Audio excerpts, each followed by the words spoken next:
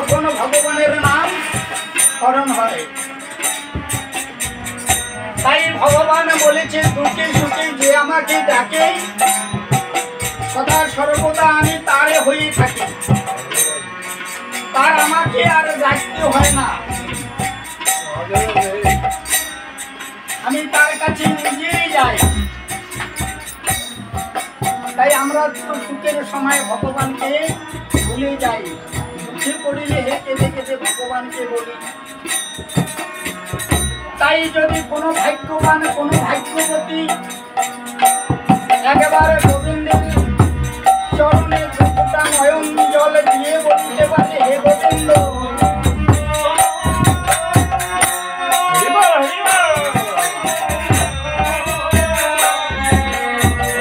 ভক্তের কাছে ভগবান কিছু চায় না,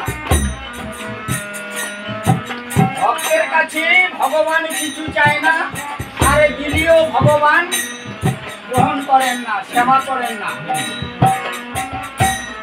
আমরা এখানে যত কিছু দেই না কেন ভগবান একদম গ্রহণ করবে না।